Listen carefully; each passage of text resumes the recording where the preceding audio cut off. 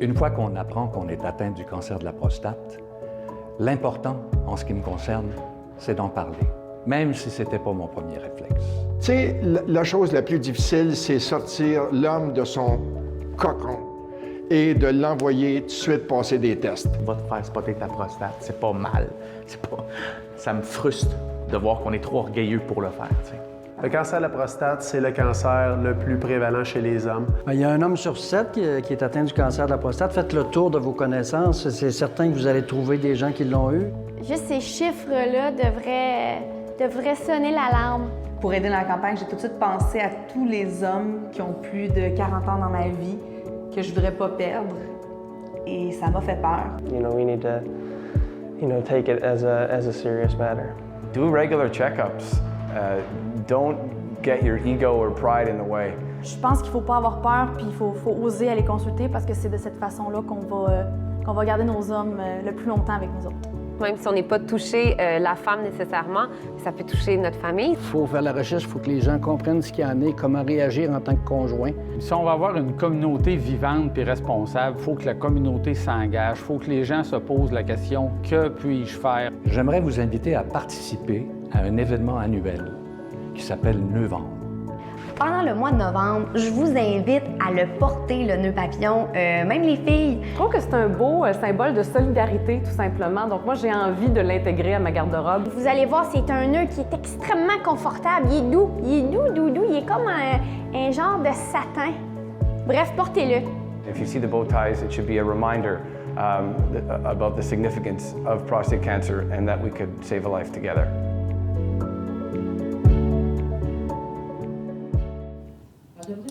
Now I'd like to introduce our first speaker.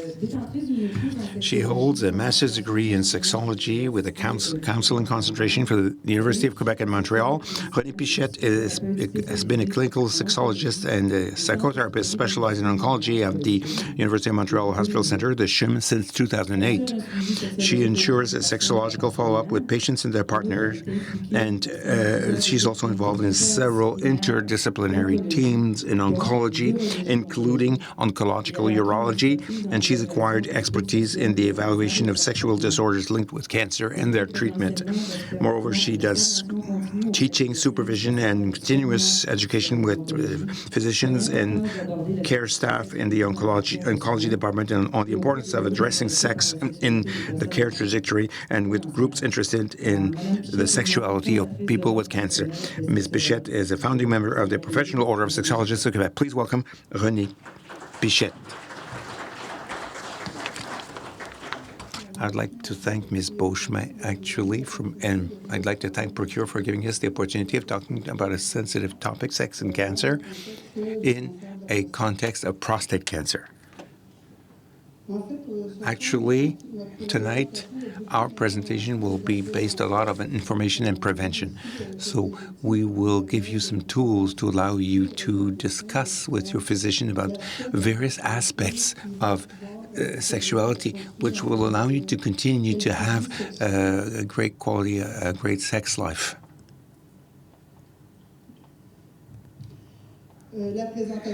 My presentation will be in two parts. I'll do the first part, which is how to regain sexual intimacy and a fulfilling sex life. And my colleague, Sharon Dugré, will talk to you about the importance of psychosexual care of the oncology patient with prostate cancer. The objectives of my presentation tonight are to inform you about the various aspects of sex life and sexuality. We talk a lot about it, but sometimes I wonder if we really know what sex is in its context. I would like to inform you also about the factors that can disturb sexuality. We want to talk about sexual health and allow you to adapt to the changes brought about by cancer on the sexual and relational quality of life of patients. I want to encourage you to participate about your expectations and needs in your sex life. I want to encourage you to develop a satisfactory love life despite obstacles that can be caused by prostate cancer and its treatment. And I would also like to allow you to regain familiarity and intimacy and regain a fulfilling sex life. Our work plan for tonight will be, we'll talk about, first of all, sexuality and sexual health. Then we'll talk about about the various factors that disturb the sexual quality of life. We'll take some time to talk about the sexual steps, desire, arousal, and orgasm, because there are changes that sometimes we don't always understand. And we'll talk about other aspects of sexuality. Sexuality is seen as very broad, as you will see. It involves body image, seduction, intimacy, and communication. We will also address the cases of single people, couples, the partner, and the love relationship of a person with cancer. And finally, I'll give you a conclusion about what is the most needed or the most important take-home message. First of all, sexuality. What is sex? We talk a lot about it. What is our sex life? Very often we think that it's limited to sexual relations, but our sexuality is much more than that. Actually, sexuality is it's a core aspect of your life.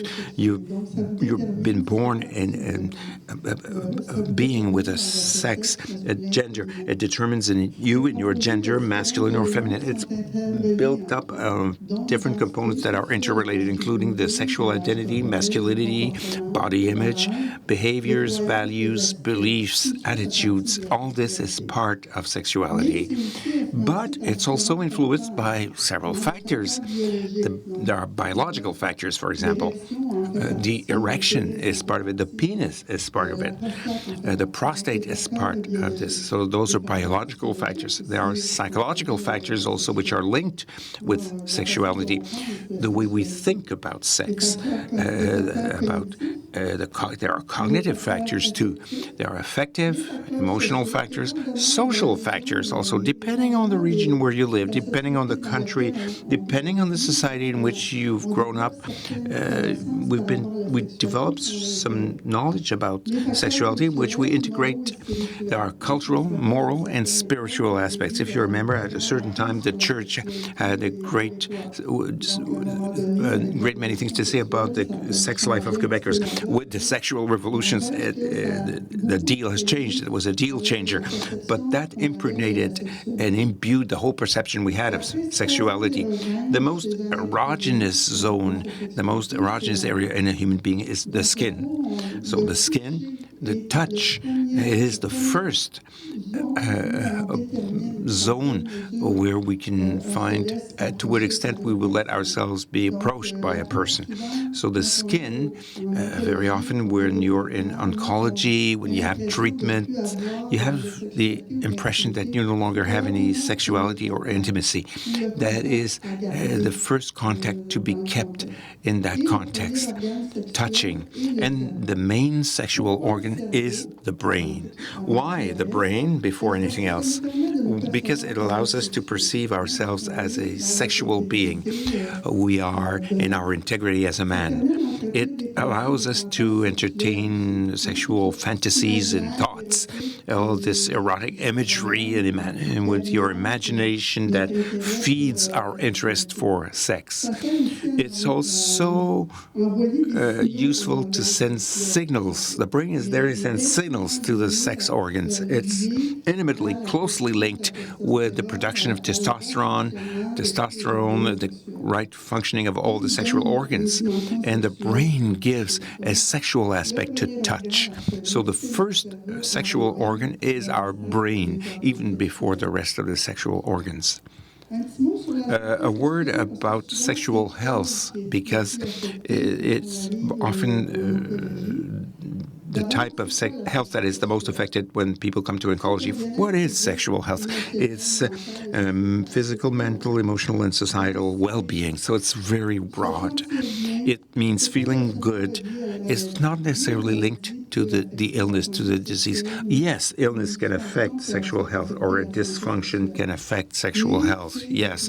But sexual health means being able to have pleasant and safe experiences, and it's also meaning the protection of the sexual rights of human beings. That is what sexual health is all about. But it's linked to the sexual function and the sexual response. The sexual function is the function of our organs. When we talk about an organ which is dysfunctional, dysfunctional, which leads to problems because it's not working well. The natural role of the organ is, or a specific group of organs, it has the same goal, the goal being pleasure and reproduction. Let's not forget that our sexuality, our sex life, even as an evolved human being in creation, it always has as a primary goal reproduction. That is the main goal of the sexual function. That's what people talk about. But we know very well that it lasts for a certain time. But the rest of the time, after a certain age, the thing is to have an enjoyable sex life. The sexual response is a reaction which is identifiable to a stimulus that is felt or perceived. So it solicits your five senses. So it's really in between. Both are closely related, but the sexual function is one thing, and the sexual response is another thing. Response is identified through desire, arousal, and orgasm. And sexual health means experiencing enjoyable, pleasant experiences. So what I could say is that this sexual function may be disturbed by a mechanical problem in the sexual function itself. It could be an organic problem, whereas the sexual response can be disturbed more by a psychological or organic problem. So there is a slight difference. Very often the sexual response is when it is disturbed, there might be organic and psychological factors, but the function by itself is more related to a mechanical problem. What are the factors that disturb the sex life? There are many factors. When we were followed for a prostate cancer, first of all, there are medical factors. We think, of course, about the surgery, which alters, if you have a radical prostatectomy, for example, a prostate ablation, depending on the location of the tumor, its invasiveness in the prostate. If it's small, whether it's more invasive, or depending on whether it goes outside of the prostate capsule, that will have an impact on erection. So surgery is certainly one of the disturbing factors. Radiation therapy also.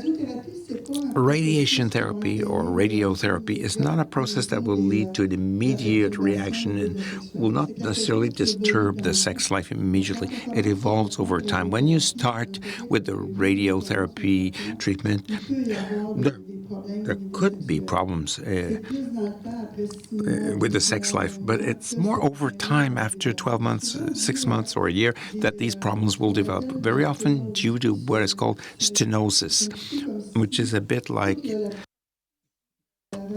if all the part where the radiation was, it's like this region was burned.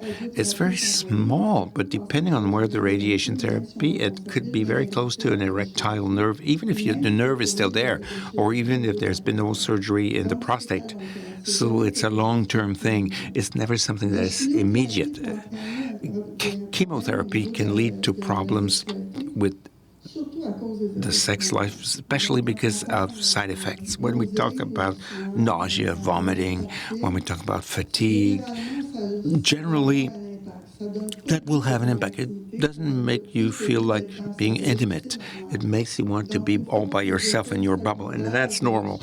And once the side effects of chemotherapy have disappeared, generally the sexual response comes back and is gradually recovered and comes back to normal. There could be also hormone therapy that can influence the various sexual difficulties. In hormone-dependent cancer, when you're proposed an anti-hormonal treatment to be able to neutralize testosterone, because testosterone feeds the disease, giving an anti-hormonal drug plays directly on the sexual desire. It puts everything in neutral. It neutralizes testosterone. So that's a very important point. Many men and women partners don't understand that aspect. Very often they'll find differences, but it plays a lot. This hormone therapy has a big role to play. Medication also comes into play. Apart from suppressive hormone therapy, there are other treatments other drugs that can play a role. There are health problems that can come into play. Before the beginning of the disease, were there any other health problems that could affect sex life? Let's think about diabetes or some health problems that affect the blood system, the circulatory system, cardiovascular illness, for example. If you have a bad vascular system, this influences the sexuality. And if people had sexual difficulties before the disease, we always have to ask that question. With age, there could be a loss of the penile rigidity that happens because of a normal aging phenomenon. So that also will disturb the sex life. Another important element that disturbs the sex life, and I put it in bold, I bolded it, I'll come back a little bit about it on another slide, it's the performance mentality, the obligation to be able to succeed and to have an erection at all costs, so that instead of being considered as a good lover, that's what makes you feel like being a good lover by the partner in your mind. So this issue of performance plays a role. It's putting some pressure on yourself when you really actually don't need that pressure. There's the perception of sexuality also. How do you perceive sexuality? Do you perceive it as a global whole or holistic phenomenon, or just linked to the sexual organs themselves, which is very limiting? That plays a role. The way you perceive sexuality will play a role on the quality of your sex life. Unrealistic expectations. When we make demands on ourselves, for example, you just had a surgery, it's been a couple of months now that you've been recovering, very often you have unrealistic expectations that everything will become as it was before. But we always have to ask the question, when was that before? That before might have been 15 or 20 years ago. So that plays a role. We have to be realistic regarding our demands regarding sexuality. There are myths or false beliefs that will have a role to play in the sexual health. Some of those false beliefs are about sex, and some of those false beliefs are about cancer. I'll give you a few of those false beliefs. Maybe you'll recognize a few. Actually, among those false beliefs about sex is that sex means penetration. That's a false belief. It could be the moment of sexual intimacy can be very pleasant, even if there's no penetration. So the thing is to broaden your perception of sexuality. Another myth: sex is spontaneous, it's so natural. That's also a false belief. I always tell patients there's always a preamble. I'm not talking about the preliminaries here. I'm talking about there's a kind of a dialogue that happens between the two people. It could be just a little bit before, or sometimes it could be several days before, so that this leads those two people towards an event in particular, which is the sexual intimacy. So among those false beliefs is thinking that it's got to be spontaneous and it's natural. No. It's always planned to a certain extent, and there's always a preamble. About sex, I would tell you that one of the first myths is that sex can be transmitted. The sex urge can be transmitted to the partner. That's also a false belief.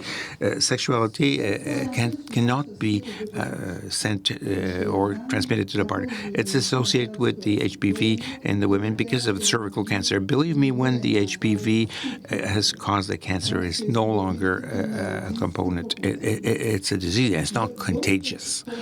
Other false beliefs is that a sick person doesn't have any sex life, or a person who has an illness, a person with cancer has no sex, or puts an end to sex. It's not the case. Sexuality is broad. There are the sexual relations, as you may easily think, but there's the whole aspect of affection, the relationship with the others, the pleasure of being intimate, which are all part of sex. The relationship in the couple, whether it's intimate or relation, that's also part of your sexuality. So if it was the case, I think we wouldn't come here to talk to you about this topic, because sex is something that we want to pay attention to. And there is also self-esteem and self-image that come into play. Depending on how you feel in your masculinity and your identity as a man before the disease, that will have an impact on the way we will get through this difficult period of adaptation in terms of self-esteem and self-image through the care trajectory in oncology. So the more fragile you are in terms of your self-perception or your self-image or your self-esteem, the more it will be difficult for you. The more you're self-assured in your self-esteem and your self-image, the more it will be easy. And other factors that can disturb sex life, there's anxiety, stress, and depressive states. That plays a role.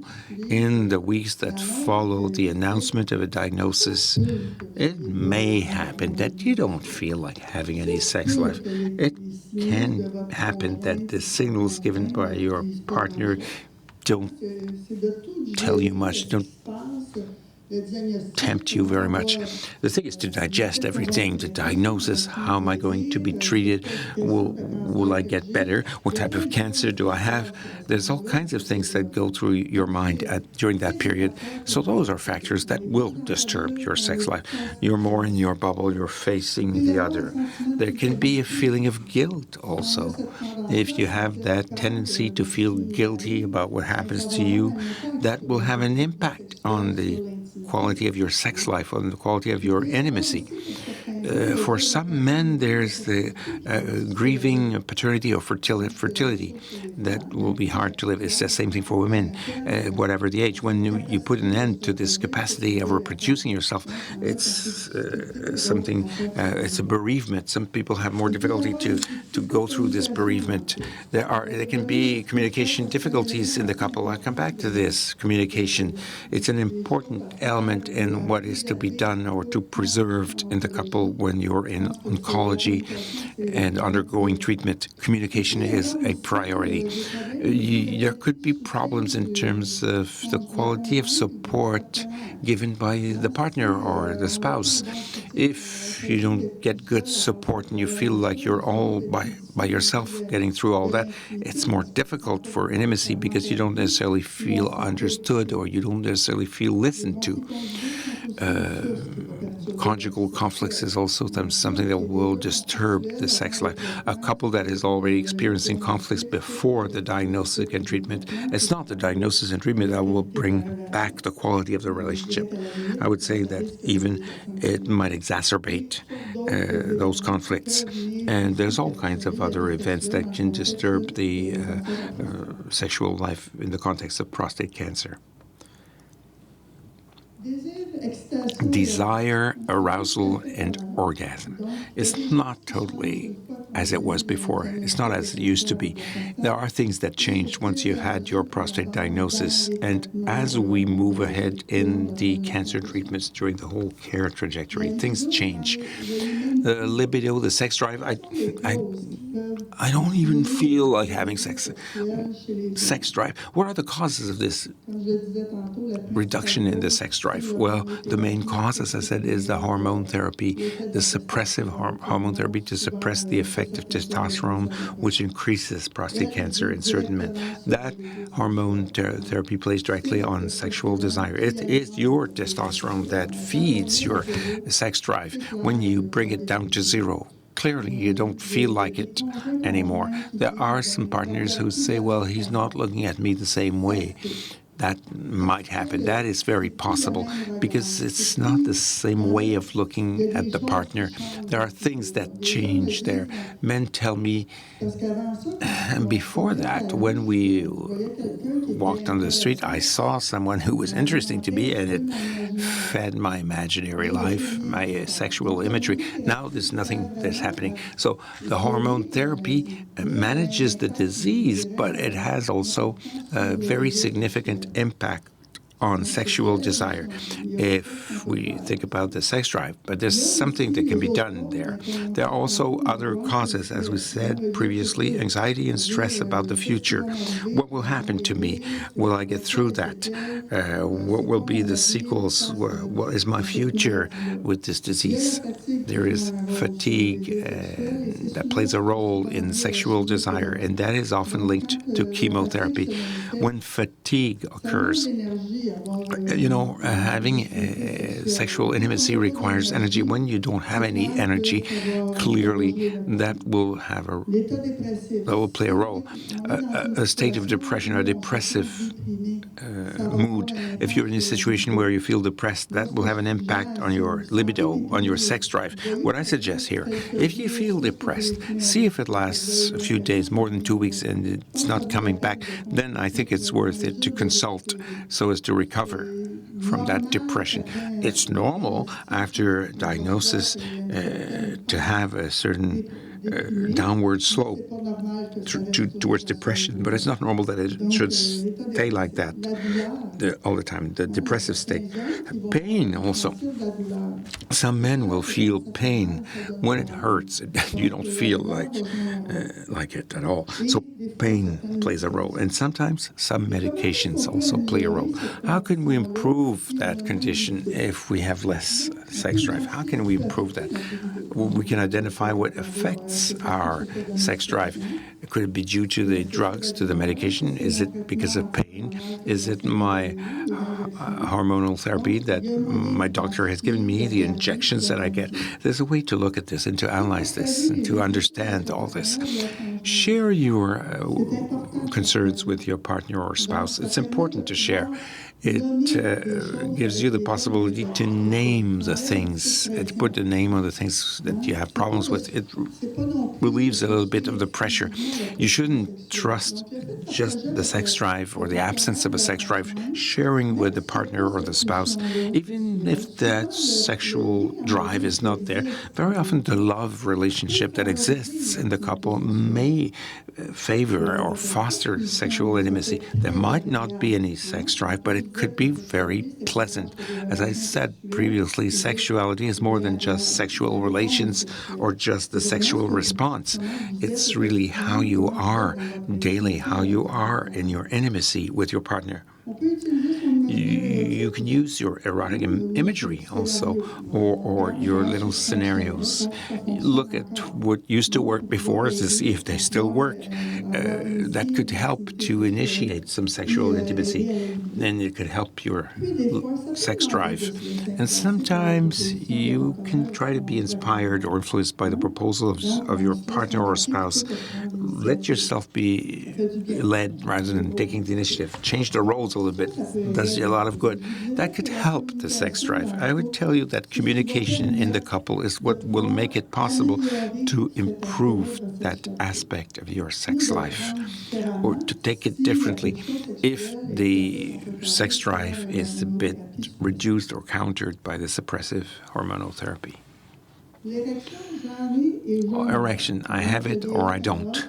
It's on and off. Sometimes I have a little. It's not like it used to be before.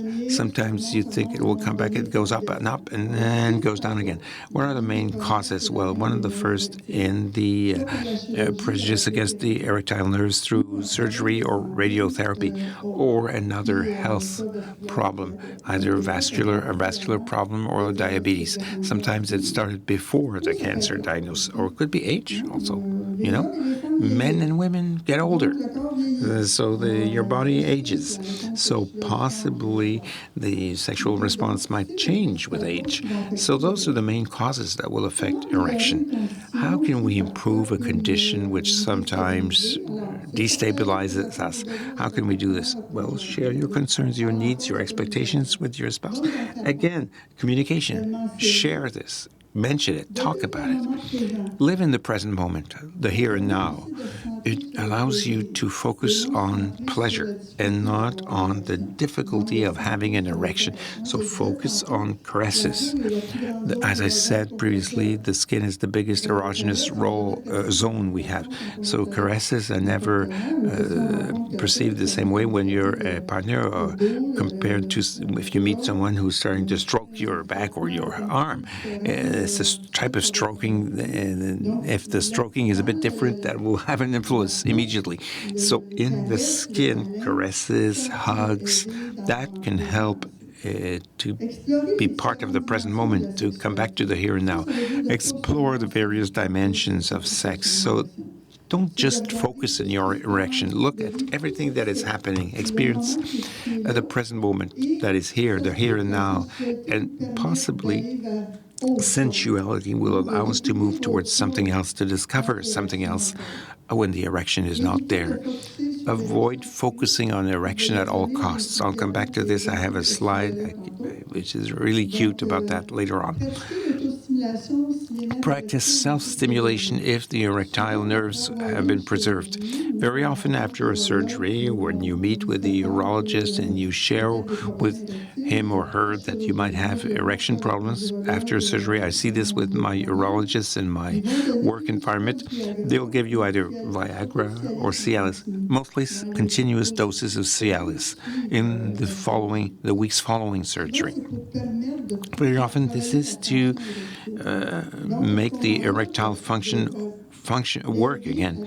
So helping with masturbation, self-stimulation can help you make the mechanics work. So I encourage men to have masturbatory activities, whether alone or in a couple, not to try to have an erection at all costs, but to experience the mechanics, because it might be that at the beginning erection is not as we would like it to be, but it can allow you to improve the situation.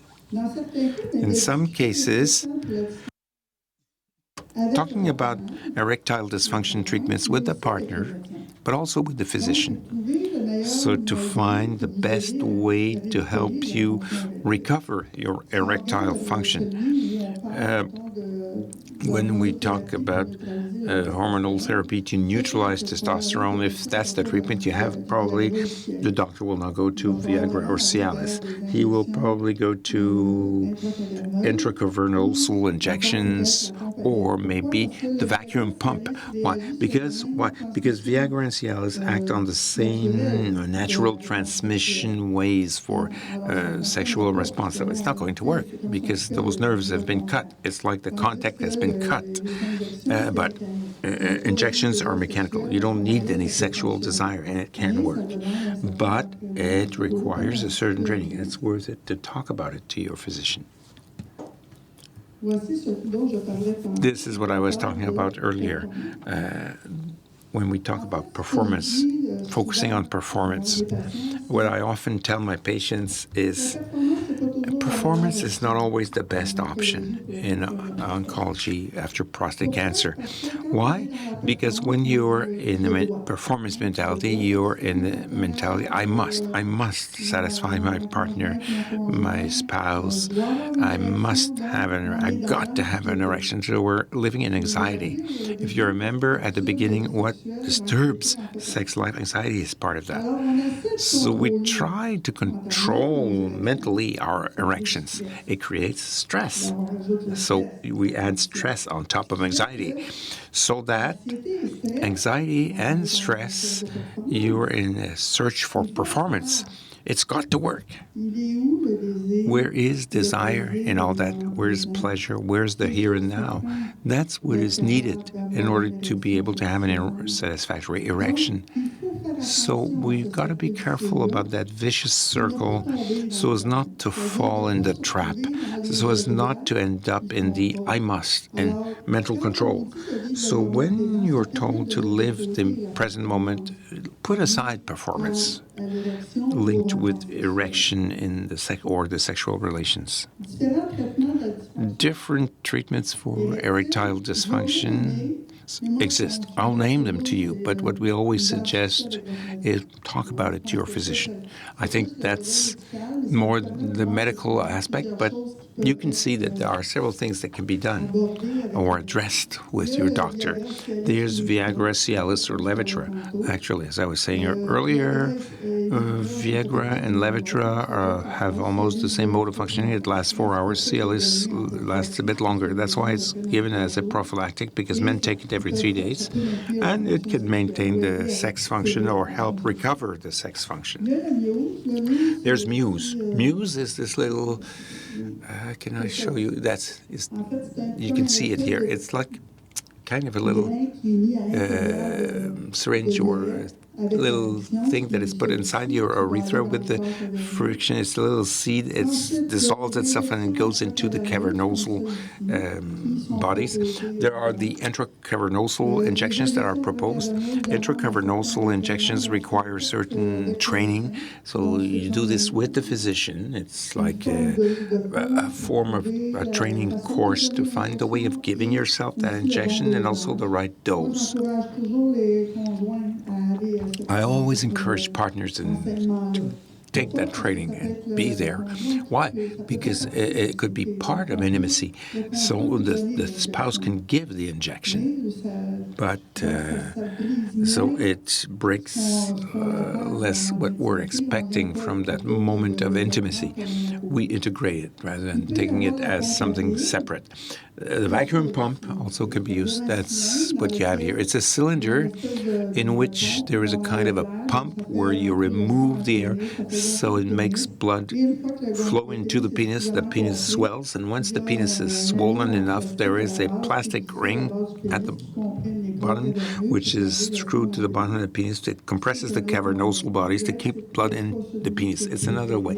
It's not the one that's preferred by my clients usually, I would say, though. There can be prosthesis even.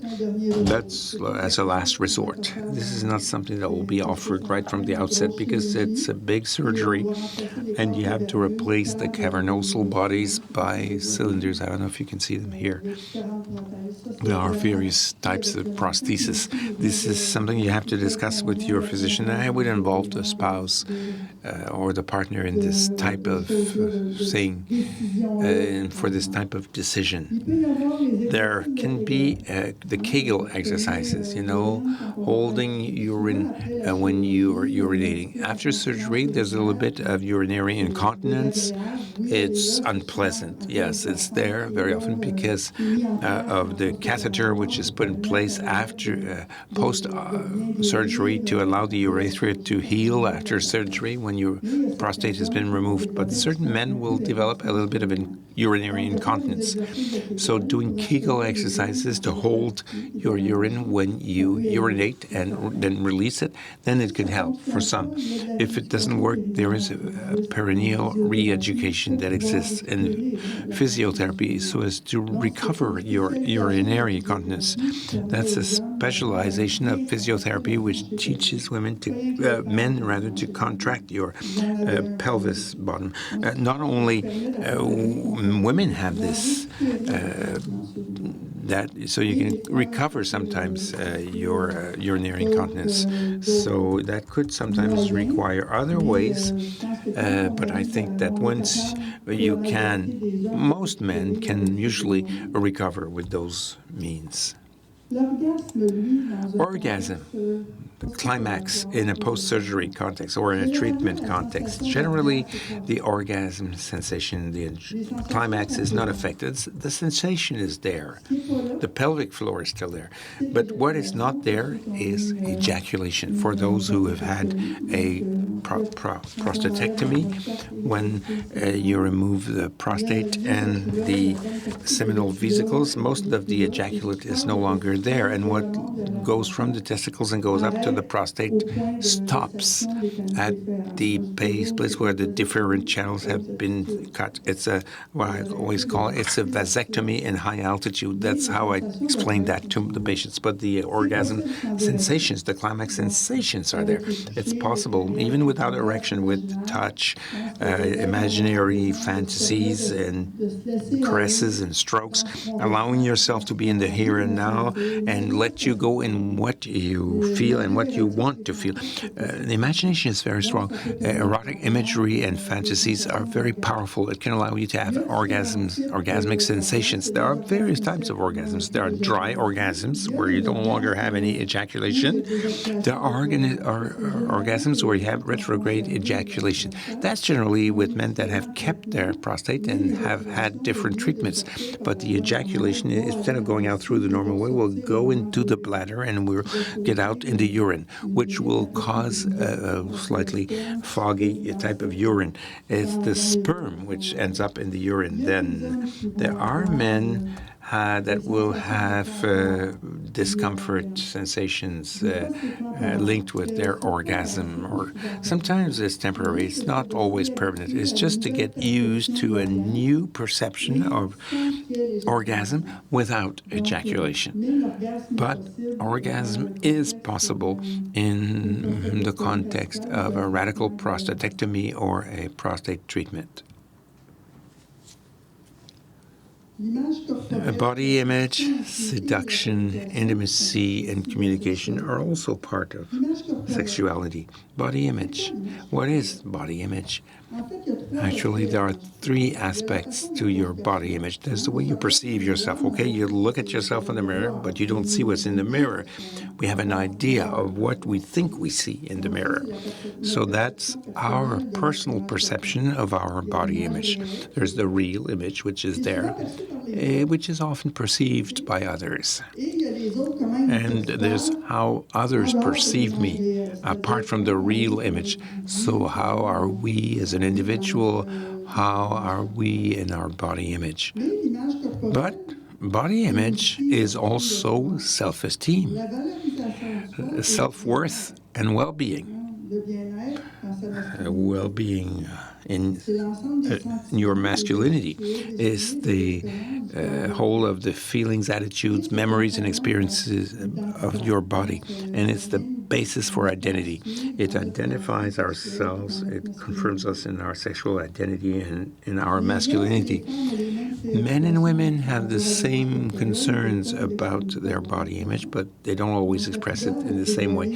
So you don't want to reveal yourself after a surgery when you have scars that can affect your body image. As men, the negative perception you can have even before starting a treatment, if that perception was already there before, it might not have changed even after treatment. There can be some loathing about your personal image. If you have a bag on your thigh because you have too much urinary incontinence, you don't like yourself too much, that could lead to some form of aversion or disgust about yourself and about the whole condition. So that will affect your body image.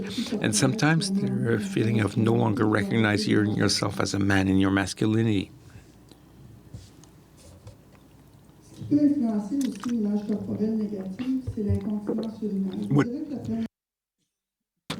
What can affect a negative self-image is urinary incontinence.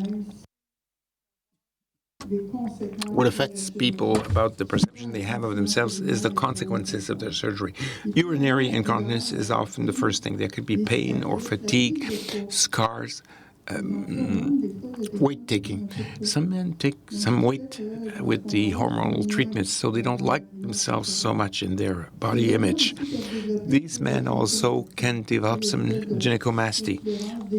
This growth of breasts in men, there's a type of formation of breasts.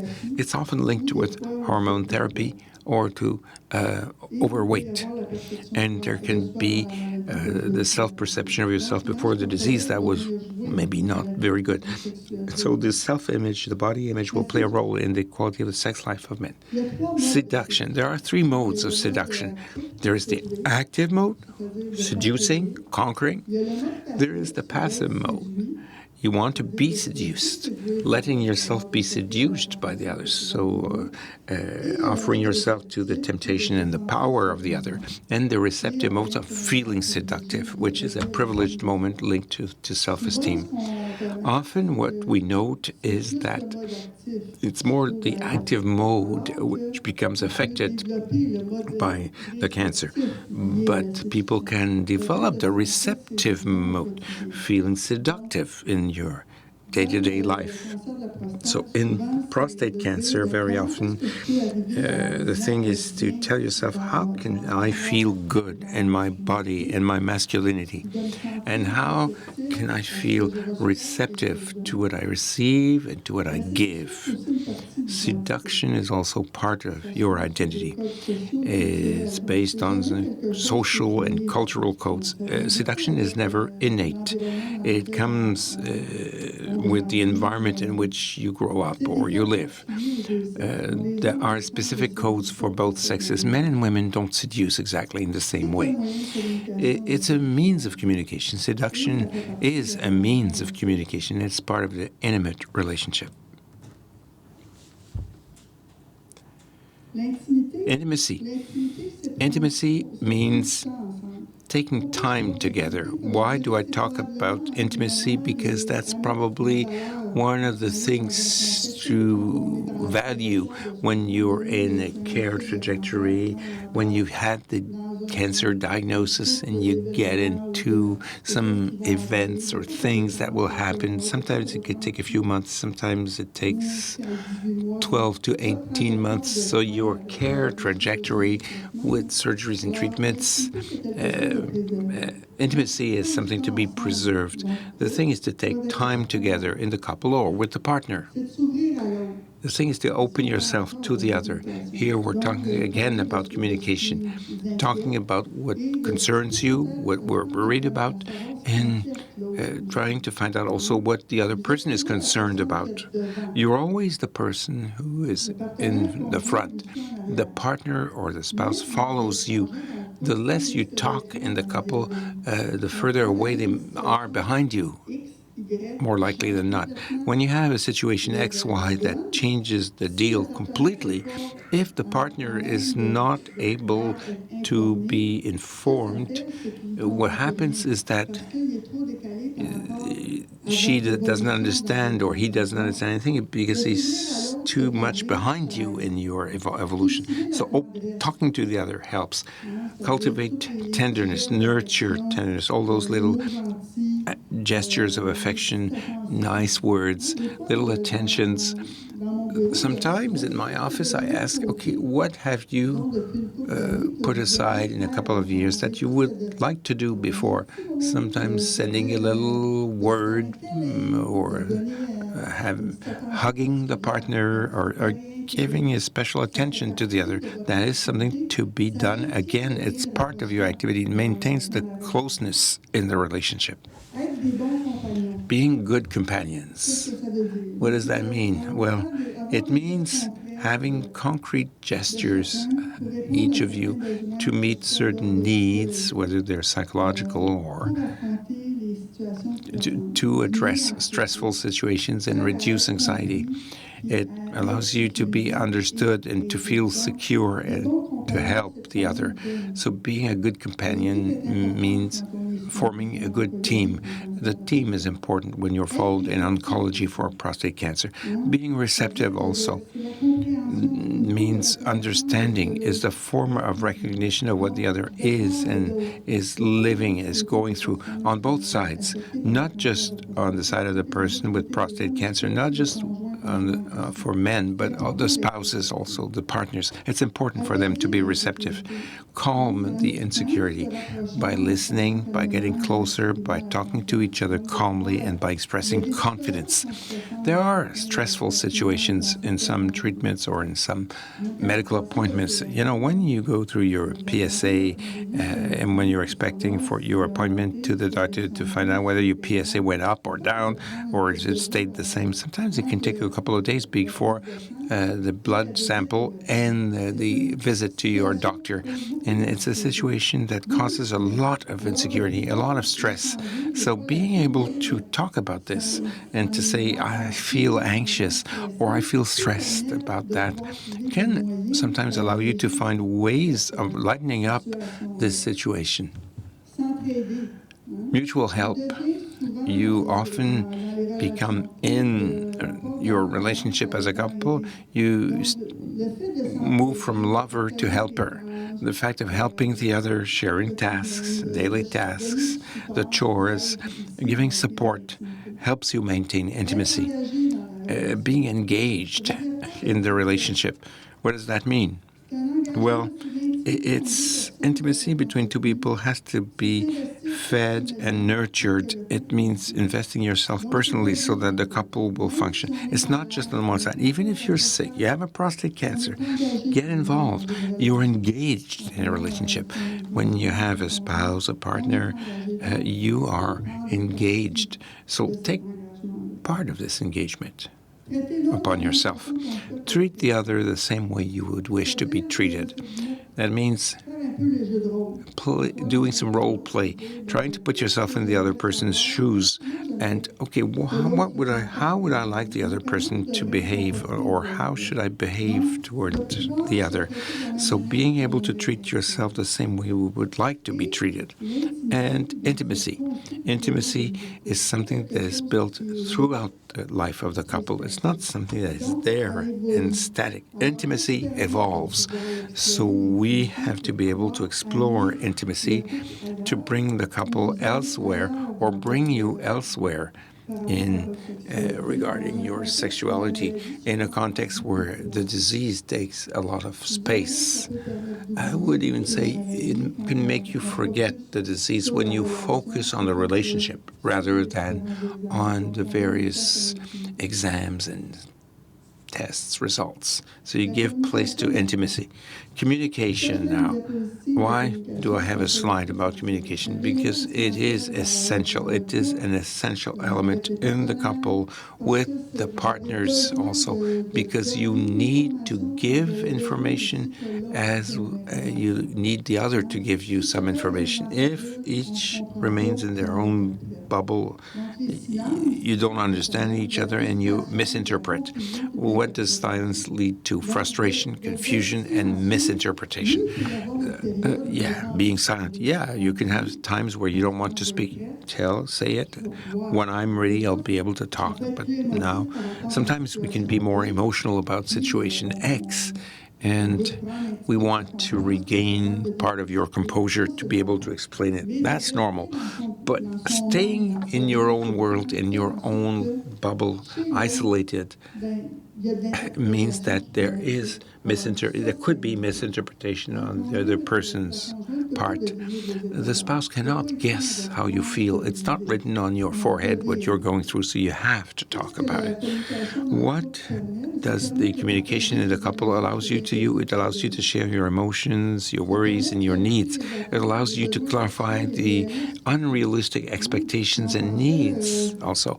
If you thought to come back to who you were before, whereas it's not possible, or if the other person thinks that it's going to be just the same way it was before the surgery, whereas it's not possible, if you don't talk about it, people stay with their way of thinking, and it leads to disappointment. It allows you to preserve the relational and sexual intimacy. It allows you to understand the trajectory, the journey of each person towards their sexuality. Even if your sexuality affects you, it also affects your relationship as a couple, and it affects your partner. Very often, talking about it allows you to find alternatives, solutions, and compromises. So the nonverbal is not the best thing to do in a context of prostate cancer and follow-up. Singles and a desire to be in a couple. There are men who are single when they have their prostate diagnosis, and they have the same worries, the same concerns, whatever their age. So whether we're younger, older, not so young, when you're single and you wish to have a love life, we have the same concerns. Fear of being alone, fear of living alone. Will I end up all by myself?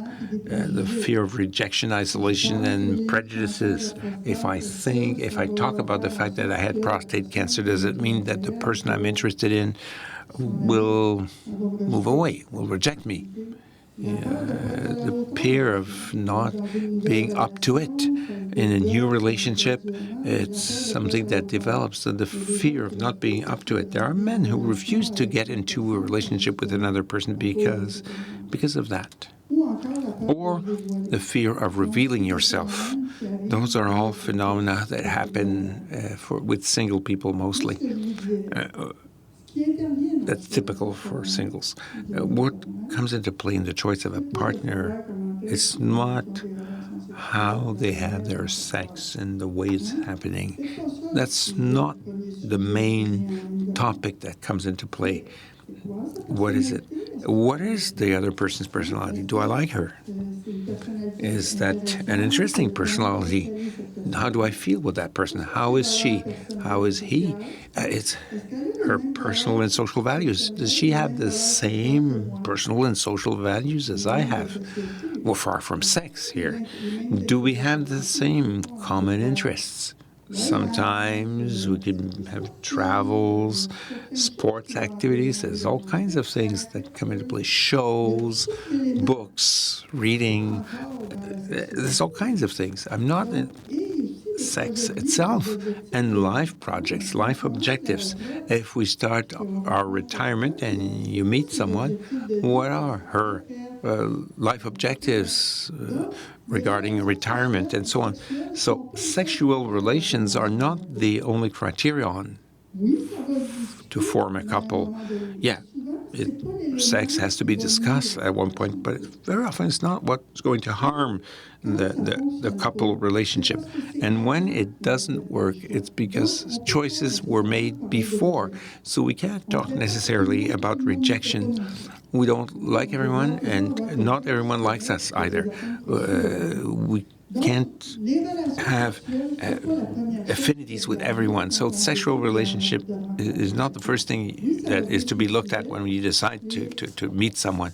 Yeah, it will come, it will have to be talked about, but it's not very often the most problematic situation. The reactions of the partner. I put this slide on because we sometimes focus a lot on you men as people with a cancer, but often the partners are left aside or not taken into account, or sometimes we don't quite understand their reactions.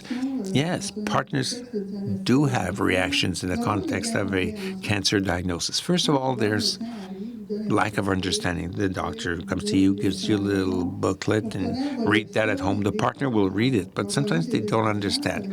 I had cases with couple where the partner, she had all the information, but she didn't understand what was happening with the hormone therapy. She didn't see the link between hormone therapy and the libido problem, or the different way that her spouse had of looking at her. So lack of understanding is an important factor. Lack of information also is important. If you don't talk about your condition or your visit to the physician, and there are things that were discussed and you got some answers, the partner can't know. So there's a lack of communication, a lack of information. There can be unrealistic expectations on the partner's part. Oh, we'll come back. Yeah, okay, we'll come back, but it can take time. That is the part that is not too well understood. Taking time depends on each individual. One man, it could take him several months. Another can take just 1 month. So it's very personal. Very often they have the feeling of not being desired or attractive, those partners. So that's why it's so important to communicate. You're in your bubble. You just learned the results. You just learned that you'll have a treatment or a surgery, and it makes you feel anxious. Well, that will play a role if she doesn't understand that you're anxious or you are preoccupied by a situation that's coming. It's not because she's not attractive. It's not because she's not desired. Very often it's because you have other things in mind, on your mind. Lack of communication, I come back to this. The less we talk, the more everybody stays in their own bubble, isolated, and the less you understand each other. And it's often related to the false beliefs regarding sex and cancer. Earlier, when I talked about false beliefs, I told you that cancer is not a transmissible disease. That's false belief that cancer is contagious. We hear this still in 2016. So sometimes we have to talk about it and say, no, cancer is not contagious. You can't get cancer as you get a transmissible disease. So need of information, need to express yourself, and sharing of concerns on both sides will allow partners to have a more conciliating attitude with this situation. The couple, when faced with cancer, the couple is involved in the relationship. You have the ill person, the person with the disease, and the partner. We have two complementary circles, but the cancer is part of the game. It affects both the partner and the person with the cancer and the couple also. So it changes the dynamics of the roles in the couple. What has to be done there is to maintain a balance between autonomy and dependency. Why maintain a good balance between autonomy and dependency? At one point you can need a hand because you don't feel too well. So your goal is to be helped, but sometimes you can take up your role as a lover and you come back into that role as a lover. So you have to give yourself the freedom of moving in between those two roles. So when we can do things, say it. When you can't because there's too much pain or there's been a surgery or treatment, say it also. So you're a team then. Give preference to the word we. It's a good way. Why? Because it allows you to maintain the intimacy and the love relationship. When I mean give preference to the we, it doesn't mean inviting the whole family because you want to see people during the weekend. No, it means having opportunities when you can sit by yourselves, just the two of you, to talk about the two of you, to talk about your situation and your projects. It's not because cancer is there that you no longer have any projects. So talk about your projects, talk about what you would like to do. Very often I tell the patients, listen, once you've finished your treatment, you're the winners. You come out of that as a winner. It's a phase of life that brings a lot of uncertainty, but when you get through it, why not celebrate that? So maintaining or privilege the we, maintain common projects, that's all part of the good relationship of a couple towards cancer. Manage crises and conflicts. When I say that, I mean it's the actual crisis which is there. Don't talk about the old conflict that happened 10 years ago and mix it. It's putting a grain of sand in the gearbox and it degenerates. You don't understand why you're squabbling in conflict. So if there is a disagreement, clarify everybody's point of view and talk about it. If you can't, you say, okay, we know what is the conflict. We'll think about it. We'll have a coffee in a couple of hours and we'll talk about it. But the thing is to address the conflicts as you go so as not to let them accumulate. Allow yourself some failures in your sex life. Making compromises and having a sense of humor, and don't be too dramatic about the situation. So it didn't work. We have to laugh about it. You have to say, listen, today it didn't work, but we had a good time together, and let's take this with humor. In sexual intimacy, humor is part of intimacy. Laughing about the crazy things you do does you a lot of good, and laughing about what didn't work does a lot of good too. It calms things down. It calms the whole emotional aspect linked with the consequences of the disease. So allowing yourself to laugh about your intimate failures, I would say, is a very good medication, I would say. It's a healing factor. It does a lot of good. The challenges of the couple after cancer treatment. The first challenge is to find a new balance in all spheres of sexuality and the couple. What does it mean, finding a new balance? It's coming back to being a sexual being, feeling a man in your mind, body, and identity. It means, yes, there have been changes, but I have to take ownership back of my identity as it was as it is now. Now, not like it was 10 years ago. That is an unrealistic expectation. But as it is now, finding a new sexual balance. There might be things that will no longer work. Might be new things will be added. So allow yourself to explore your sexual intimacy and make attempts.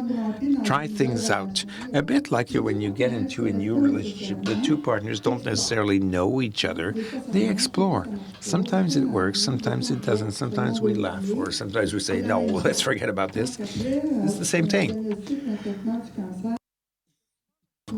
After cancer diagnosis or treatment, finding a new sexual balance by exploring new aspects of sexual intimacy will allow you to get back to a new balance. Finding a new relational balance. It's good to take stock of the situation in a couple. We don't do this often enough. Maybe some couples do it more than others, but make comments about what did we like about your life as a couple and how do we see ourselves in the future in the next 5 years as a couple. There are things that, no, we didn't like too much. We both agree about that. So we'll adopt new things and we'll be able to explore in the coming years. There are things we liked a lot and we want to keep. We can keep them and continue doing those things. And making comments on your own situation and talking about how you want to evolve in your relationship in the future allows you to find a new relational balance after prostate treatment. Another thing that is not to be forgotten is this new outlook on life with the patient. I don't know a single patient that hasn't changed his perception of life. You go from, you become vulnerable, I would say, about your living. Before, you felt maybe invulnerable and invincible. From the moment you learn you're mortal, it brings you to have a new way to look at life. That's another important element to integrate in this new balance of sexuality and the couple. Am I too much ahead of my time? No, I don't think so. As a conclusion, sexuality to get to know better so as to have a more fulfilling sex life. First of all, there are steps to go through. I'll name them because they're important. The first step is to recover urinary incontinence. Recover urinary continence, rather. That's beneficial for your self-image. As long as you're not satisfied about the way you are recovering your urinary continence, that will always give you some form of worry, concern in your mind.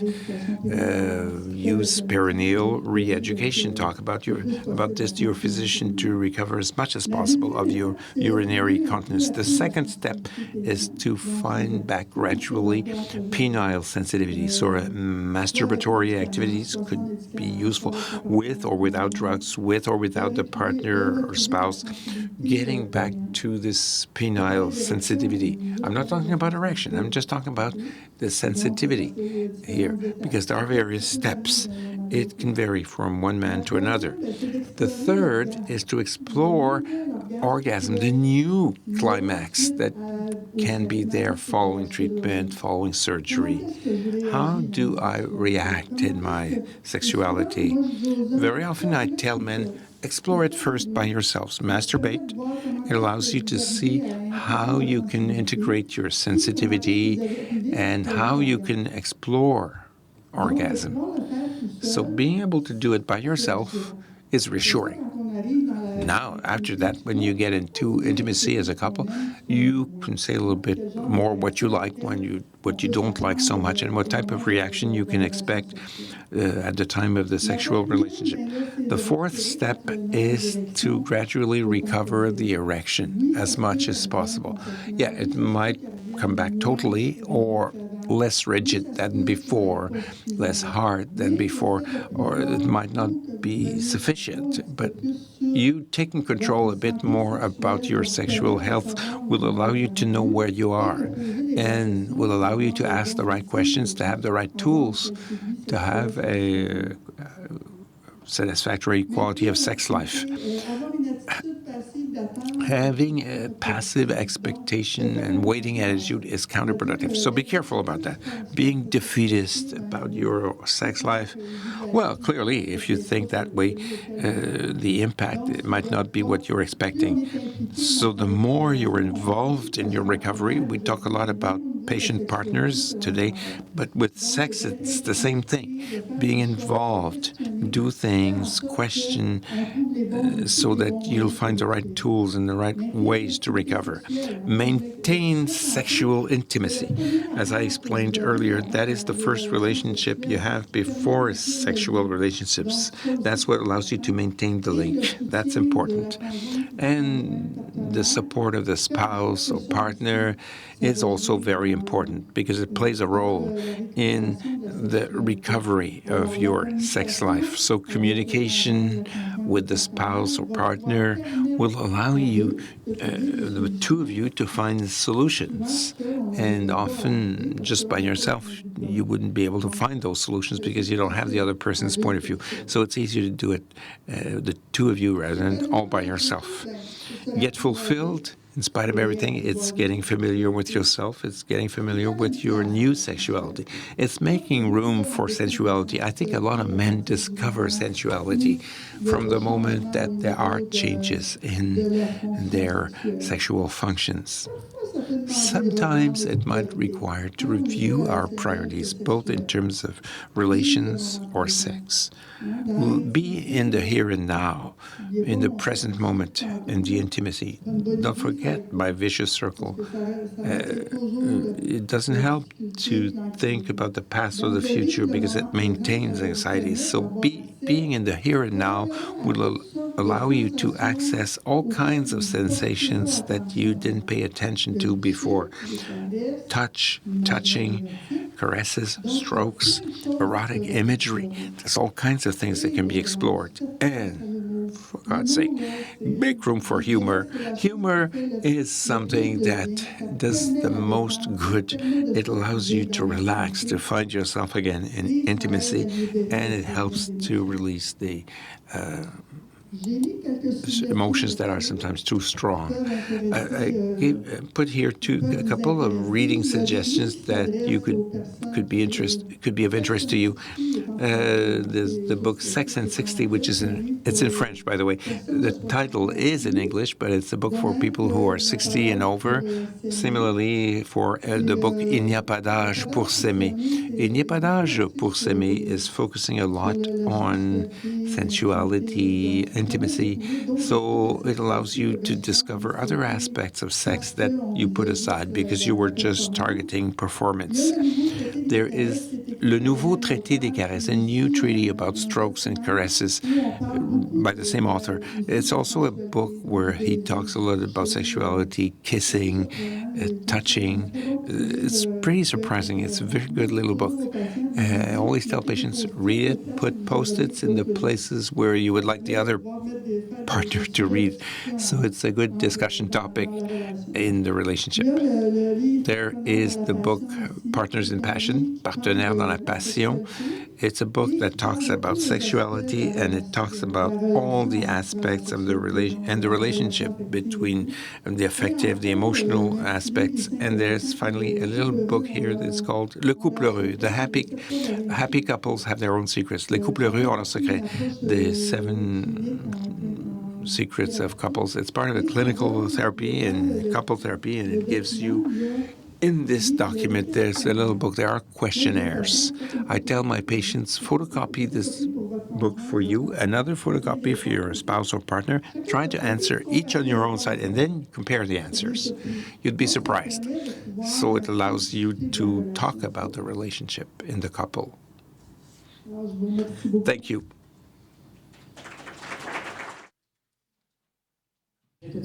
I'll immediately ask our second speaker to come to the front. Sharon Dugré is also a clinical sexologist and psychotherapist, specializing in oncology. In the last 7 years, she acquired her experience by developing the sex and cancer component of the Cancer J'écoute psychosocial support service of the Canadian Cancer Society in the last 5 years. She has been moderating conferences and workshops for various organizations and is in private practice until very recently. And Sharon is now very proud to be part of the psychosocial oncology and spiritual oncology team at the Hôtel Dieu de Québec since last June. Just as Renée Pichette, they meet patients who are receiving the treatments at the CHUM Québec, Laval University. She educates physicians and care team professionals about the importance of addressing sex and sexuality in the care trajectory. Ms. Dugré is a member of the Professional Order of Sexologists of Quebec and has a psychotherapist license issued by the Order of Psychologists of Quebec. Please welcome Sharon Dugré.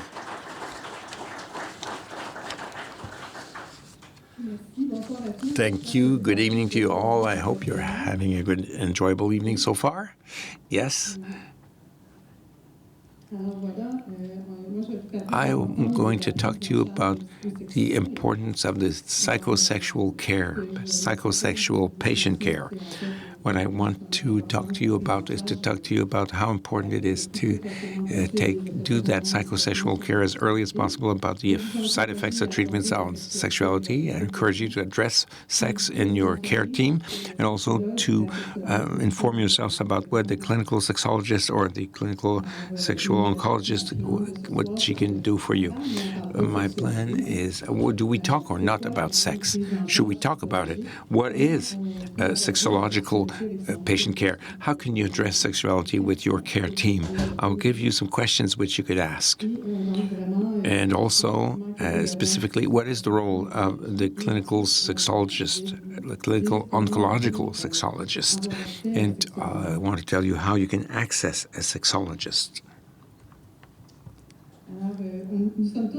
We're all social beings. We all need sharing and exchange, but it's often not easy to talk about sex, as we saw in the first part, for all kinds of reasons. Sometimes we're afraid of being judged.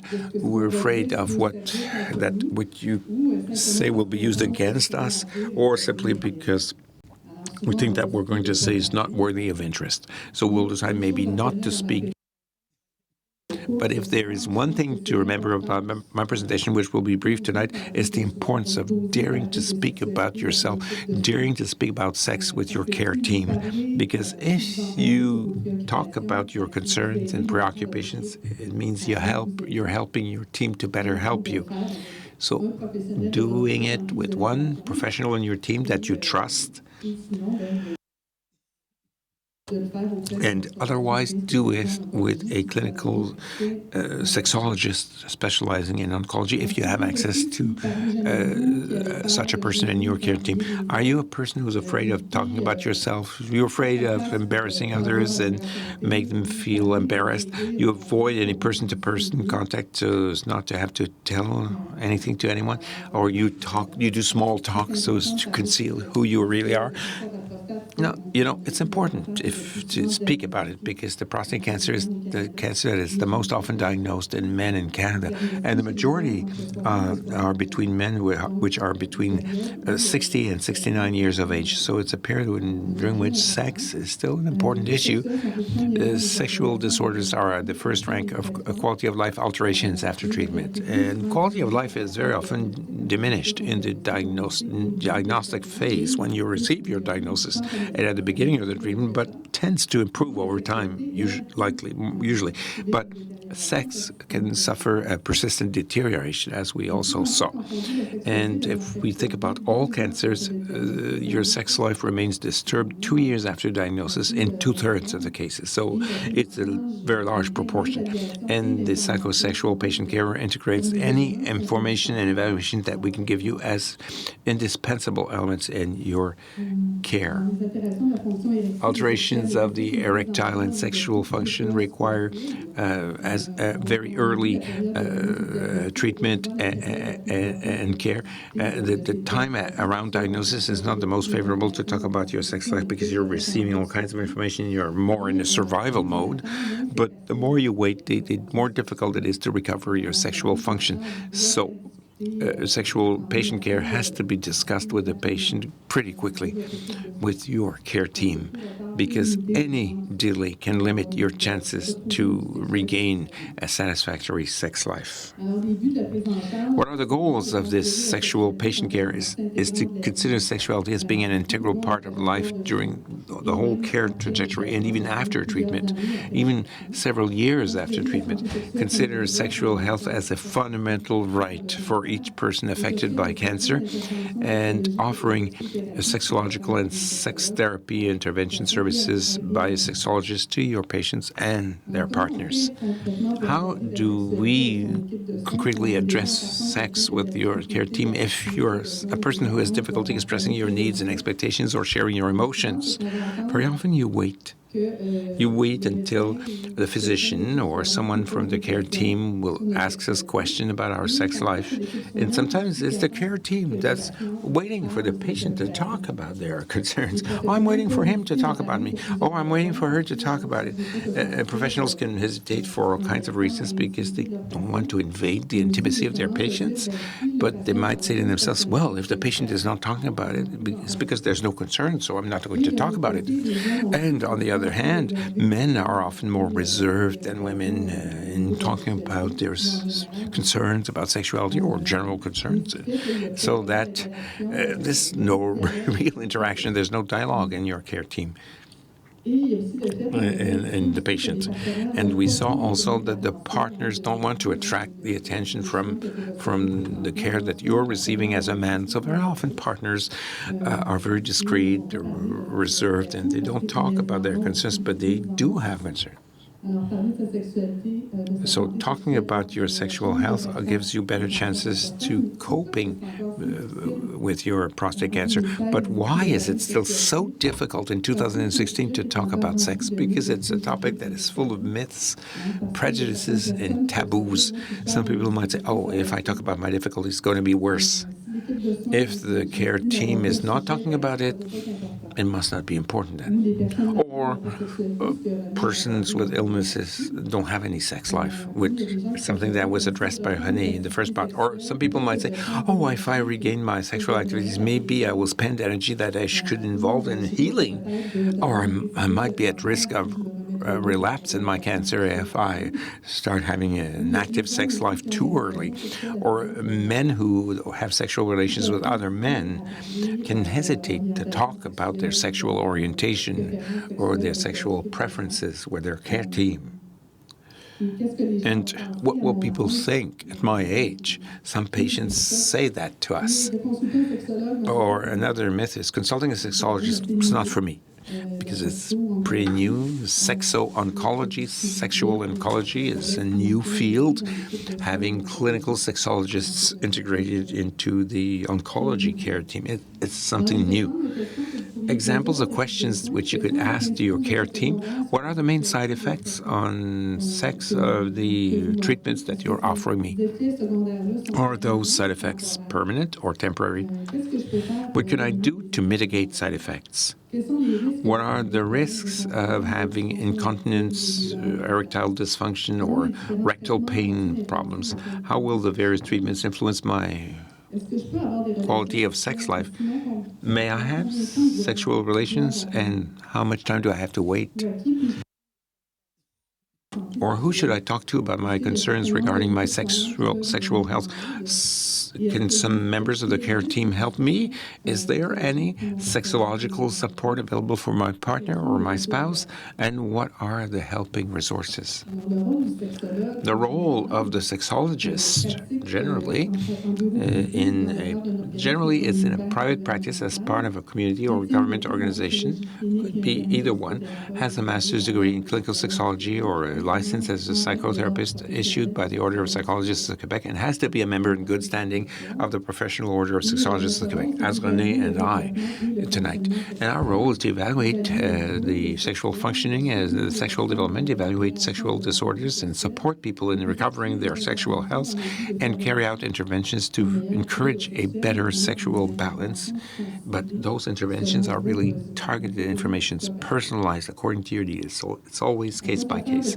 What's the use of consulting in sexology? Actually, what we do, we evaluate evaluate with you the sexuality before diagnosis. How was it before and how is it now?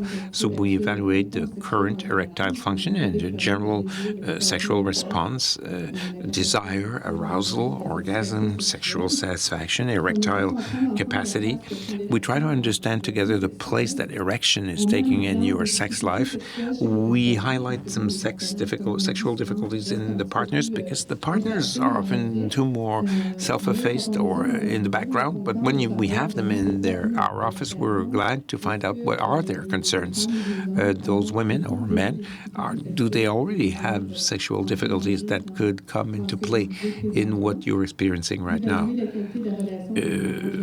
It can help you evaluate the quality of your relation generally. It could have an influence on the way to think, feel, and act, talking about false beliefs or preconceived ideas that you can have in link with sex and cancer, and that's what we do. And we also give you some practical exercises or tips about how to practice the changes that we're talking about in our office together, and those are practical tips which you can put in application in your daily life between the meetings, actually. So in summary, the sexological help is not always easy to ask. Some men might feel uncomfortable talking about it, but let's not forget that the partners also have their own challenges.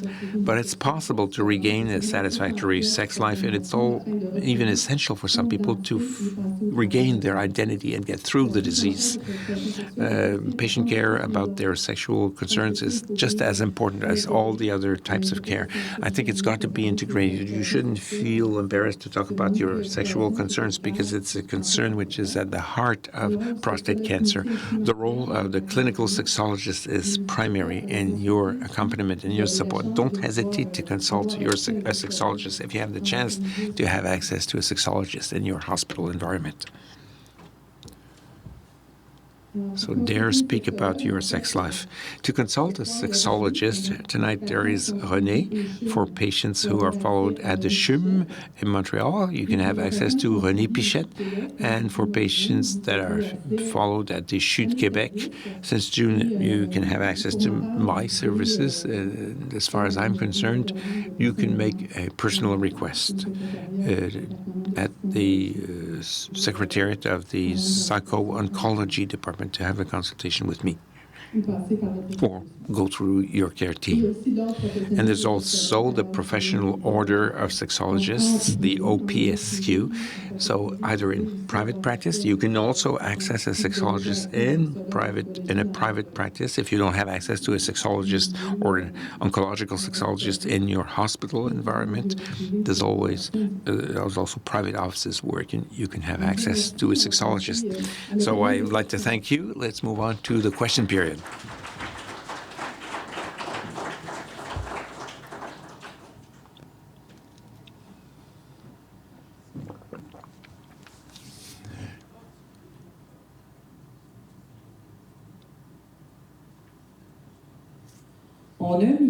We have a microphone, so if you have a question, just raise your hand and we have a roving mic and Alain will move to you so that we can hear you well. Those who are online, don't hesitate to ask your questions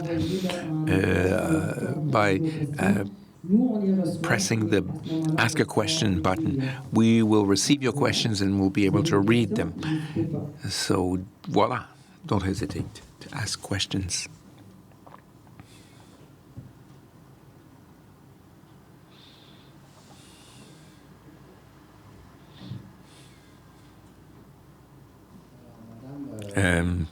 Ms. Dugré, you spoke about the care team. That was operated on in the spring. Did I have a care team? Where is that? What is that? Actually, the care team, it's your physician, your urologist, your hemato-oncologist, your head nurse, your main nurse, the psychologist in the team, the psycho-oncology team, all the actors, all the stakeholders that gravitate around cancer care.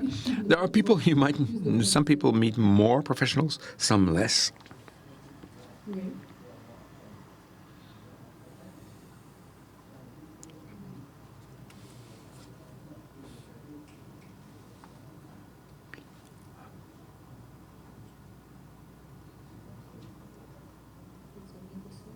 Would you like to continue? The question was inaudible, unfortunately, for the interpreter. If you are followed in one of the hospital centers where there is a sexologist, you can ask your urologist to consult a sexologist. It's not because you didn't get any chemotherapy or any radiation therapy. It's not because you are not seen for other treatments that you don't have access to those services. If you have questions about your sexual life, if you are in one of the hospital centers, like the CHUM here in Quebec or the CHUM in Montreal, or there is Charlemagne, also in the South Shore of Montreal, in Charlemagne, there is one. You can ask to meet that professional. However, if in your region there is no sexologist, then you can go to the website of the order and you will be referred to sexologists who are in your region. Then you don't need to make a request, or you don't need to have a paper from your physician. In the hospital centers and the CHUM, it needs a request by the physician to be able to receive you. For Sharon, here in Quebec, it's not required. You just have to call the center. If you're followed here in Quebec City, it's not required to have a note from your physician. Good evening. It's just a comment that will maybe respond to the gentleman's concern. My personal experience, I'm not going to teach you anything new by telling you that doctors, with all the goodwill they have, they're meetings with physicians are very, very rapid, and they're over pretty quickly. And to come back to what I was saying earlier, after listening to you, everything that was said tonight, everything that was presented tonight, it would have been nice for me to hear this either just before or especially just after surgery, because it would have made it possible for me then to be able to experience a lower level of stress. But life being what it is, when you go to the doctor, it moves very quickly. I don't blame him. No, it's not a blame. I could tell you a lot of anecdotes, but I will limit myself to that. So the questions about what we call sexual health in one way or another, that is something that is pushed under the rug very quickly. It's discussed very, very cursorily. What I would tell you is that, indeed, you're right in your observations. And oncological sexologists are rare. In Quebec, there's only 3 or 4 of us. In the hospital environments, there's 3 or 4 of us who offer sexual therapy services. It's pretty recent here in Quebec City, so it's since June only. So it's up to us, it's up to me to get the services better known here. I have to inform all the doctors or the professionals in the team care about the role of the oncological sexologist. It's not clear for anyone, neither for the great public or for the physicians, when it's a new service in the hospital care. So we have some education to do with the care professionals so that patients can access as quickly as possible more specific information. How much time does it take before having access? I'll answer the gentleman first. Let me tell you, when you meet your urologist, put in paper your questions and also put your concerns about sexuality. I know it's very fast and they have a lot of patience, but from the time you tell them that you are concerned and there are things you would like to know, then I think it's part of your sexual health. It's part of their role too. They will take the time at the limit.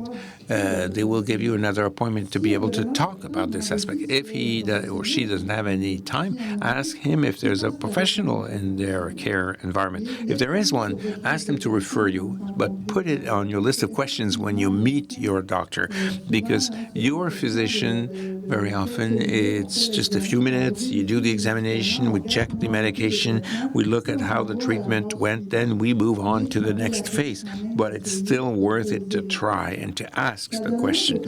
It requires from the people who have the cancer to take care of their own, to manage their own sexual health. But your patient partners, and if the doctor is informed, it allows him to find out your other concerns, which are not just linked with the disease itself.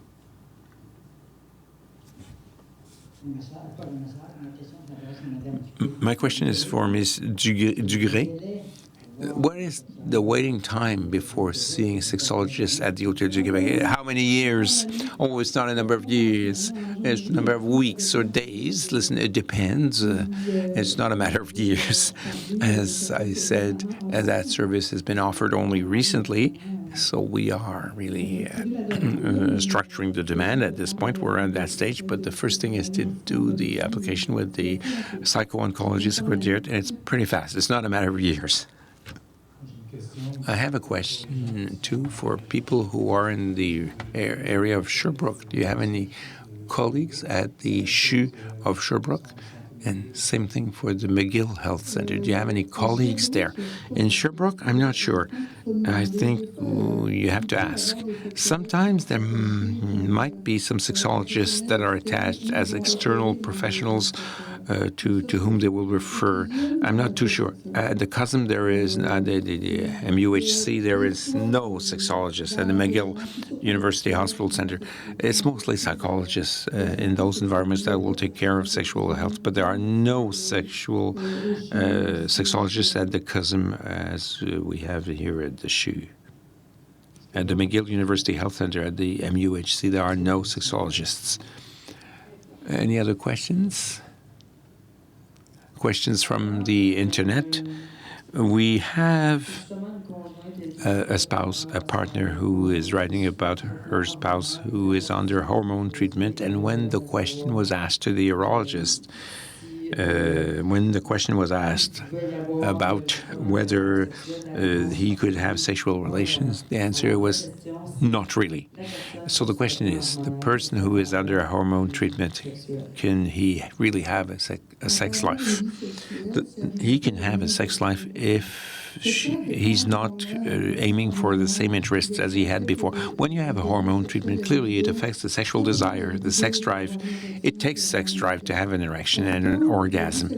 However, sexual life is not just these three aspects. There's the whole issue of intimacy and the love relationship that can be considered, as I experienced. So the thing is to get familiar with another facet, another aspect of sexuality, to get familiar with sensuality.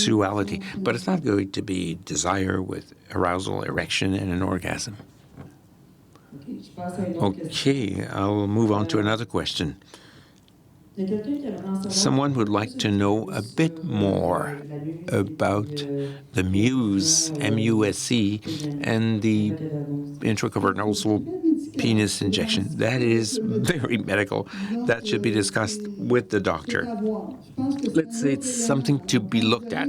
It's another element. When you go see your urologist, as part of your questions, you can ask him, can I improve my sexual function if I use this or that drug, including the MUSE or the injections, the intracavernosal injections? But that's medical. It's the physician that will be able to answer that. What we will help doing as a sexologist is to introduce this new way, this new tool in sexual intimacy so that it becomes part of intimacy. But all the medical details about that is really under the responsibility of the physician. Okay, so then why is there pain during erection after injection? That's a question that should be asked to the doctor. Absolutely. Another question. What are the costs to be followed in a private office, a private sexologist's office? I would answer spontaneously that it depends on the region. I think Renée would be more able to answer because she's more involved in the professional order of sexologists. I'll let her answer. I think when people call a sexologist to be able to talk about an appointment and know about their costs for therapy, It's variable. It varies. Generally, it could be around $80 or $90. But as Sharon said, very often in the regions it can be different. In Montreal, we know that in the large urban centers such as Montreal or Quebec City, they have a larger volume of sexologists. In Montreal, I would say the big pool of patients is then the 514 and the 450 around Montreal.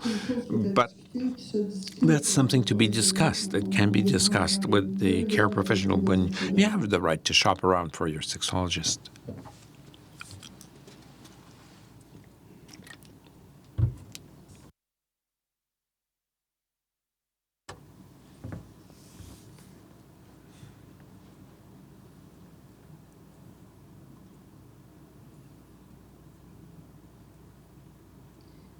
Okay. No more questions from the web? I have a comment. I very much appreciated both presentations. I would have liked to have them 1 year ago because I think there are things I would have understood. I could have started to get familiar with a few things. I understand. I was aware of this vaguely, but I understand now that it's really the matter of a couple thing. It's much more a matter to be discussed in the couple, much more than a personal issue. So I feel like I want this evening to bear fruit, and I think we'll take the time to share about that. I hope your conferences will be on the website also soon. We'll be able to watch them again and again. And I hope you'll inform doctors, urologists, that they should invite patients to consult a sexologist quickly. We talked about the delay for recovering the erectile function. Well, I realized that the chances are not as good on my side, but there are other ways to live my sex life. So thank you. Thanks to you. Good continuation.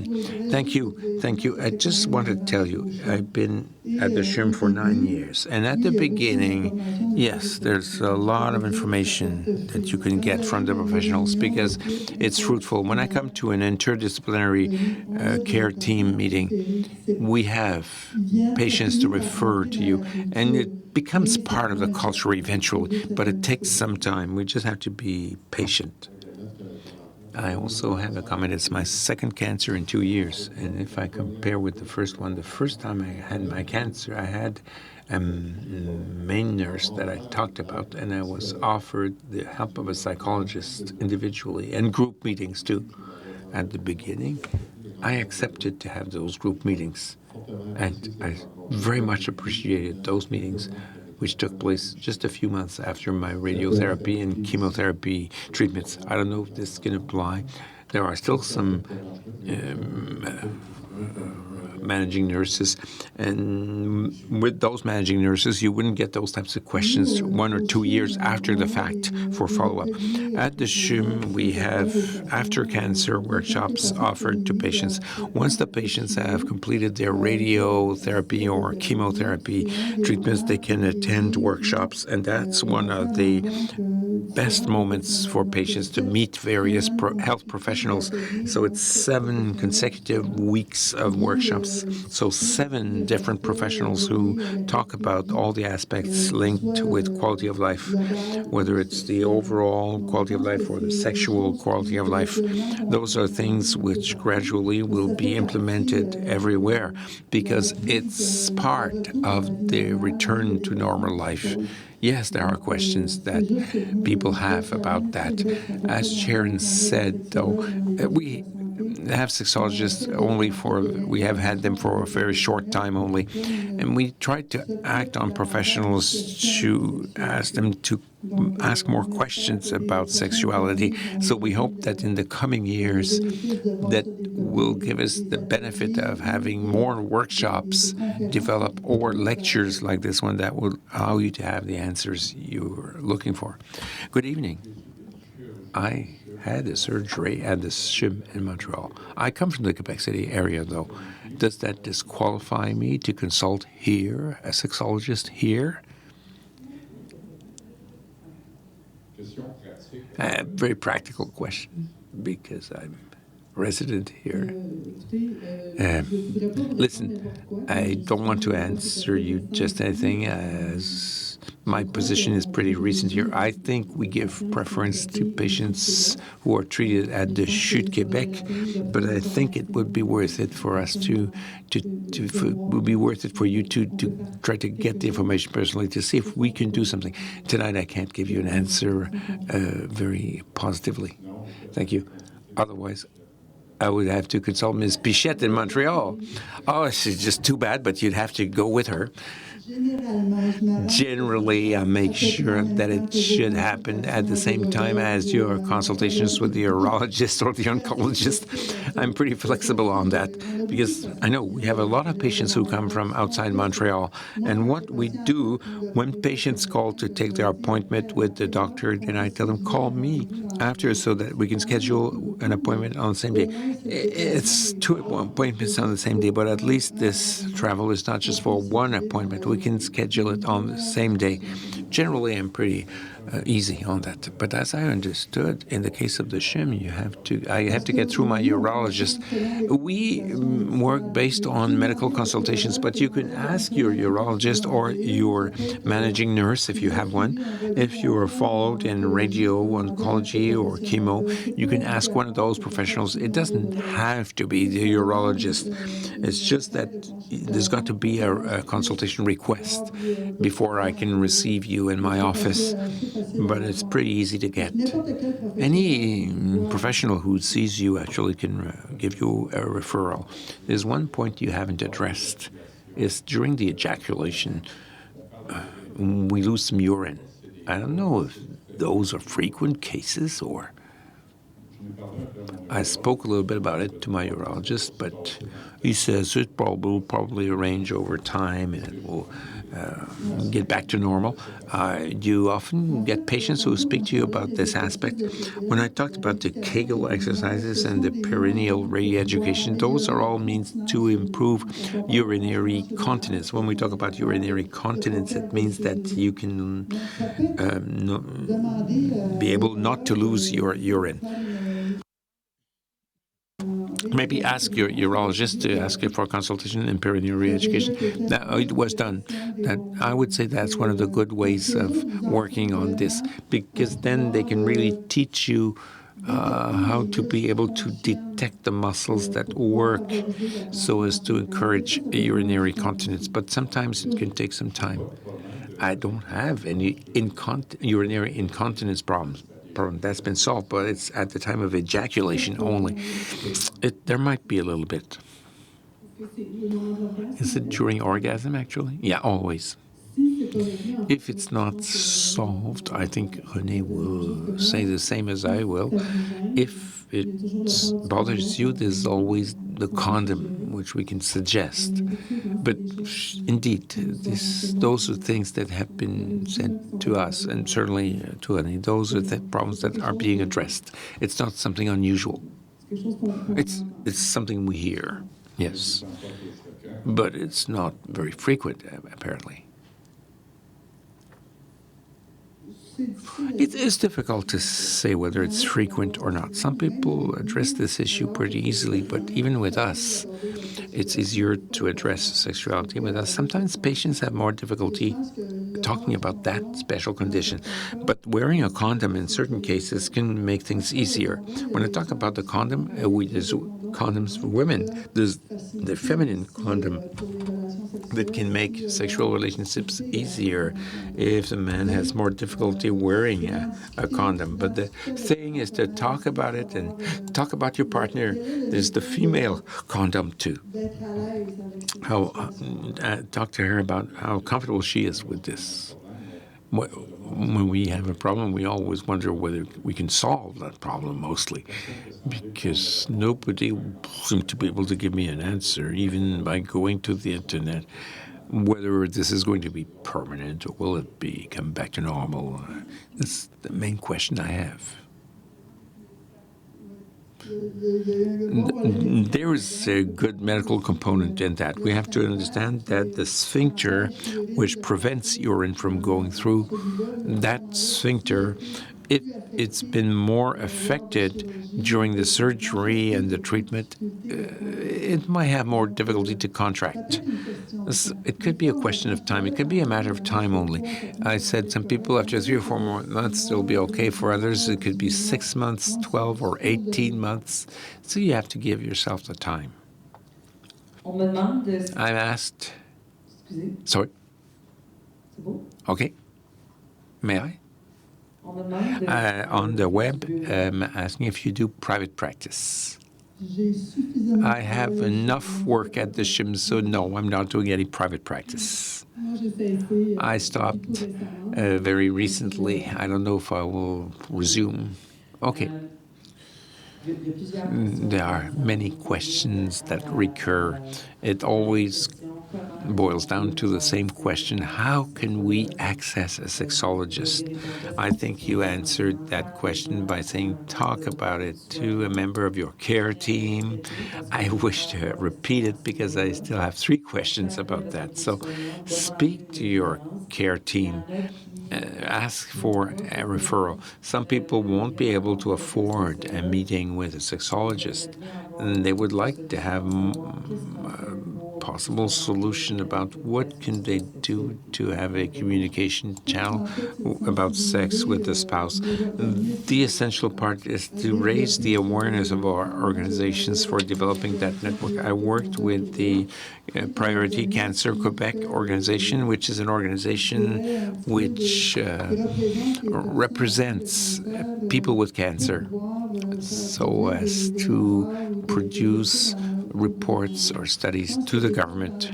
I think that in our regions we have organizations that will work with persons with cancer. And the thing is to raise their awareness about that, the need of having a sexologist that could help you recover some sex life.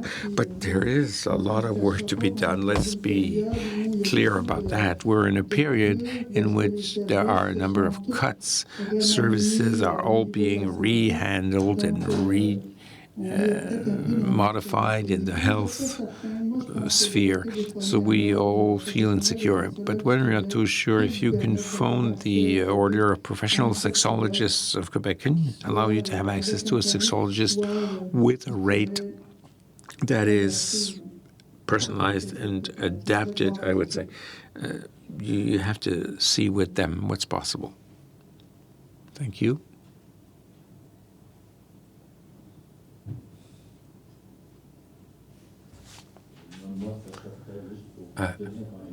I just want to give an information to people here. You spoke about incontinence, about the Kegel exercises. I had incontinence problems that weren't solved with those exercises. I just had an intervention. They installed a striplet, as they call it, a boundlet. It's been 6 weeks. I'm going to see my specialist soon. I hope it will solve my problem.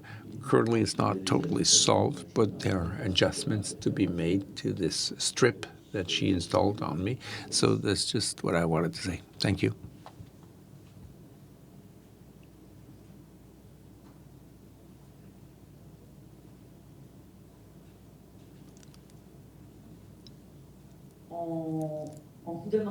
You're being asked whether you have colleagues who are men who are interested in sexology and who are sexologists. Yes, we do have masculine male colleagues who practice sexology or oncological psychotherapists, but they're not in the health network. It's very recent. Most sexologists now are women, and sexology is a profession which is made up of more of female sexologists. We have more and more male colleagues who are taking the training and who become sexologists. Yeah, we do have a couple of men, but very few. Other questions? Don't hesitate. We have 2 clinical sexologists and psychotherapists who are with us today. So if you have other questions... I think there are no further questions, so we'll proceed with the conclusion.